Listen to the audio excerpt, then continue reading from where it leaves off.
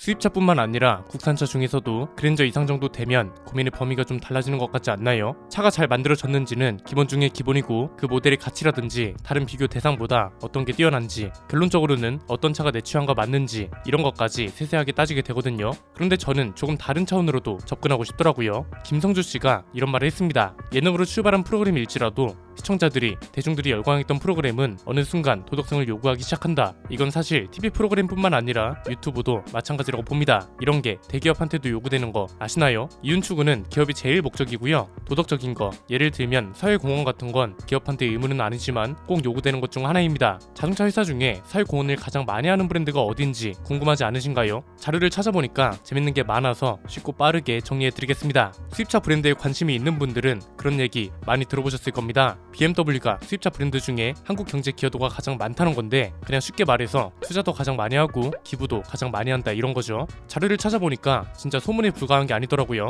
이걸 보니까 돈 있으면 무조건 BMW를 사는 게 맞구나 싶은 생각까지 들었습니다. 투자한 것도 그렇고 사회 기여도의 범위도 생각보다 넓었습니다. 일단 작은 단위부터 볼까요? BMW 코리아가 이런 걸 발표했습니다. 올해 한국에 전기차 충전기를 1000개 이상 확보할 거라고 합니다. 이건 좀 충격적이었습니다. 이런 건 사실 국내 기업이 해줘야 하는 게 맞거든요. 왜냐면 충전기를 확보한다는 건 차주들이 불편해하는 인프라를 제조사 스스로가 확보하겠다는 거잖아요. BMW가 충전기를 직접 만들면 보기도 좋고 관리도 잘 될 거고 서비스를 받기도 편할 거란 말이죠. 이걸 국내 기업이 해주면 좋은데 결국 BMW가 먼저 선수를 쳤다는 겁니다. 심지어 전기차 시장 진입이 늦다고 욕먹던 브랜드가 이런 건 또 빠르다는 게 마케팅과 전략의 역량이 이렇게 중요하구나 싶었습니다. 인천 영종도에 BMW 드라이빙 센터가 있죠. 여기에 BMW 차징 스테이션을 개설했습니다. 이게 좀 대단한 게 동시에 충전할 수 있는 전기차 대수만 80대에 달한다고 합니다. 국내 최대 규모의 충전 시설이고요. 심지어 BMW 고객뿐만 아니라 모든 방문객들이 이용할 수 있게 공공 개방한다고 하니까 이것도 참 대단한 거죠. BMW 드라이빙 센터를 중심으로 설치 범위도 넓혀가고 있습니다. 일단 영종도 파라다이스 시티에는 동시에 16대가 충전할 수 있는 차징 스테이션을 구축했고, 이걸 시작으로 프리미엄 공용 전기차 충전 인프라를 전국 단위로 확대할 거라고 합니다. 올해는 일단 서울, 경기도, 강원도, 경남, 제주 이런 지역에 있는 호텔, 리조트 이런 여가시설뿐만 아니라 쇼핑몰, 사무실 밀집 지역,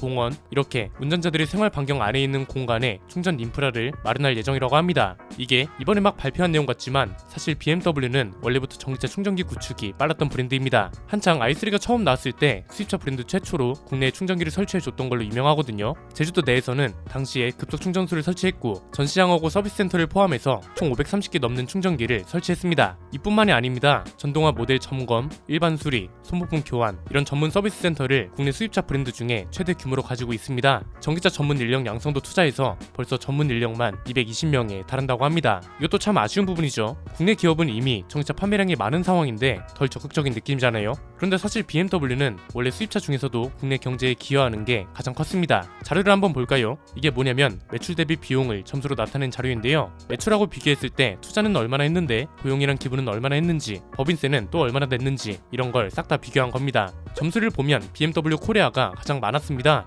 매출도 높은데 투자도 많이 하고 기부도 많이 하고 대신 급여는 다른 브랜드보다 매출 대비 적었습니다. 투자 부문에는 그런 게 포함되는 거죠. 직접 서킷을 짓고 여기서 교육 프로그램을 진행하는 유일한 수입차 브랜드이기도 하잖아요. 2위는 아우디 폭스바겐 코리아였는데 매출도 높고 투자는 기부도 많았는데 직원들 급여도 매출 대비 가장 높았고요. 벤츠 코리아는 매출은 가장 높은 거에 비해서 BMW하고 비교하면 투자가 상대적으로 적었습니다. 매출 대비 직원 급여는 최하위였고요. 투자 비용만 한번 볼까요? 이게 뭐냐면 투자 활동으로 나간 현금이 어느 정도인지 나타낸 자료거든요. BMW는 전체 매출의 0.43%를 투자했고요. 이렇게 나간 현금만 무려 155억이나 됩니다. 2위는 의외로 제규어 랜드로버 코리아였는데 순위가 왜 이렇게 됐냐면 투자 액수가 아니라 매출 대비 투자 비율과 순서를 정해서 그렇습니다. 이런 걸 감안해도 순수하게 지출된 현금도 BMW가 가장 크고 매출 대비 투자 비율도 압도적입니다. 벤츠는 51억을 투자했는데 매출 대비 비율은 0.09%에 불과해서 순위가 낮게 나왔습니다. 매출 대비 기부금도 볼까요? 매출 대비 비율로 보면 아우디 폭스바겐이 가장 높았고 금액으로 따지면 벤츠가 가장 높았습니다. BMW는 금액 기준으로 세 번째 정도고 매출 대비 비율로는 조금 낮았습니다. 이런 걸 종합적으로 고려했을 때 가장 높은 건 BMW였다는 거고, 그래서 한국경제 기여도 1위라는 타이틀도 가져갈 수 있었던 겁니다. 사실 BMW가 이런 투자에만 진심은 아닙니다. 최근엔 이런 일도 있었죠. 올리버 집세 BMW 그룹 회장이 한국을 방문했잖아요.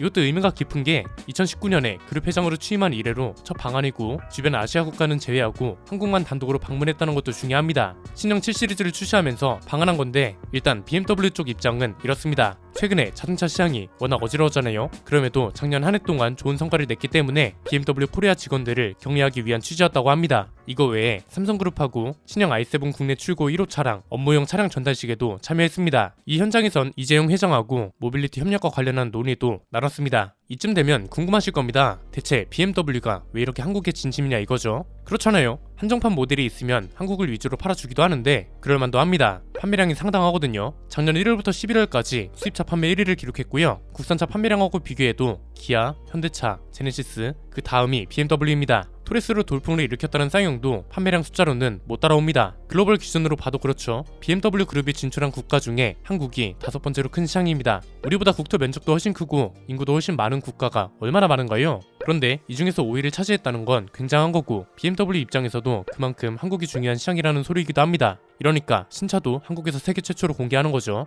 최근에 한 달도 안 되는 기간 동안 월드 프리미어 행사를 국내에서 개최했습니다. 부산 모터쇼에는 수입차 브랜드 중 유일하게 참가하기도 했고요. 영종도 드라이빙 센터에 들어간 투자 비용만 770억에 달합니다. 이런 내용이 중요한 이유는 뭔가요? 소비자들 입장에선 이런 겁니다. 많이 팔아준 만큼 돌려줄 줄도 아는구나. 이런 브랜드가 있는 거고요. 그렇게 팔아줬는데 지들 배만 불리네. 이런 브랜드가 있는 겁니다. 수입차 브랜드 중에선 테슬라가 대표적입니다. 금융감독원 자료를 보니까 테슬라 코리아의 2021년 매출액이 전년 대비 51.4%나 증가했다고 합니다. 액수로 따지면 1조 842억에 달하고 코리아 설립 이후로 처음으로 1조 원대 매출을 달성한 거죠. 영업이익도 50% 넘게 늘어나서 162억 6,300만 원을 넘겼습니다. 보통 완성차 브랜드 성장률이 10% 내외거든요. 이런 걸 감안하면 성장률이 상당한 거죠. 한국 소비자들이 이만큼이나 많이 사준다는 건데 정작 사회공헌은 제로라고 합니다. 2019년부터 지금까지 기부한 금액이 완전 제로고요. 이건 사회공헌 활동에 전혀 관심이 없다는 거죠. 사회공헌 활동을 이제는 단순히 도덕적 영역으로만 보기엔 무리가 있습니다. 최근 들어서 기업 사이에서 유행하는 게 뭔가요?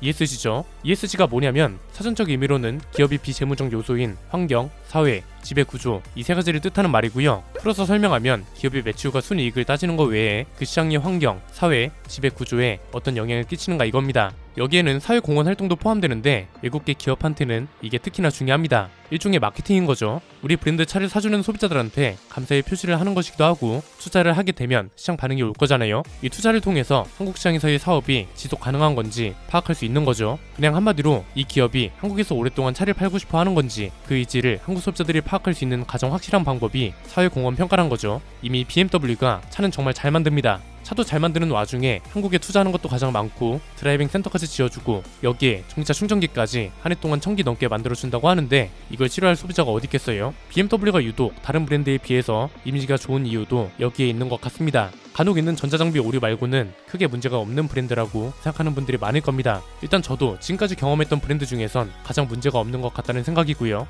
지금까지 BMW를 타면서 장구장 같은 것도 없었고 서비스 센터도 쾌적하고 심지어 송도 센터 같은 곳은 호화스럽기까지 하고 직원들은 친절하고 보증기간 동안 소모품에 들어가는 비용도 없고 이러면 굳이 타지 않을 이유가 없거든요. 여기에 경제 기여도까지 가장 많다는 건 차를 팔아준 만큼 소비자들한테 보답을 할 줄 안다는 건데 이런 브랜드의 자동차를 사지 않을 이유가 없지 않나요? 자동차 회사들이 이런 것도 좀 경쟁을 치열하게 해줬으면 좋겠습니다. 국산차나 수입차나 할 거 없이 이런 부분은 너무 홍보가 안 되고 있는 느낌입니다. 많이 팔아주는데 사회 기여도가 하나도 없으면 좀 괘씸하다는 생각도 들잖아요. 이게 간접적으로는 경험할 수 있습니다. 서비스 센터가 얼마나 편리한지, 브랜드 관련 인프라가 얼마나 좋은지 이런 건 회사의 투자를 간접적으로 느낄 수 있는 거죠. 그런데 오늘 보여드린 것처럼 자료로 나타내면 더 확실하지 않을까요? 새해가 시작됐습니다. 올해 한 해 동안 국내에 기여하는 브랜드는 어디인지, 그 중에서도 가장 많은 기여를 한 브랜드는 어디인지 소비자들의 관심도 더 늘었을 거라고 봅니다. 자동차 회사들도 이런 차원의 경쟁을 좀 더 치열하게 해줬으면 하는 바람입니다. 오늘 내용은 여기까지입니다. 내용이 유익하셨다면 구독과 좋아요 알림 설정 부탁드립니다.